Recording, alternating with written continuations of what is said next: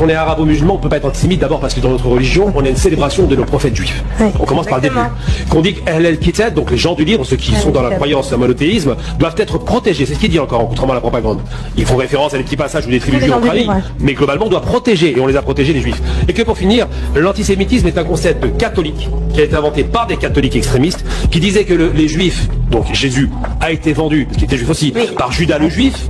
La haine de Judas est née là, et que tout le peuple juif doit payer pour cette vente, et on doit les exterminer. Il n'y a pas un arabo-musulman qui a même dans l'esprit l'idée d'exterminer une population encore moins juive. Donc quand on dit ça, on veut nous mettre les poubelles de leur histoire sale, qui a été pratiquée plusieurs fois, avec des pogroms, sur le dos des arabo-musulmans. Et là, on utilise beaucoup ce terme qui est quand même grave, de pogrom. Un pogrom, c'est quand on massacre une population minoritaire dans un pays qui n'est pas le sien. Aujourd'hui, ceux qui subissent un pogrom en Palestine, c'est les Palestiniens. Personne pour les aider, un État surpuissant qui les écrase, et évidemment, c'est eux les victimes. Donc il faut vraiment être très clair sur un point, quand on va utiliser ces termes-là, chaque fois qu'on vous parle d'antisémitisme, vous les renvoyez à leur histoire. C'est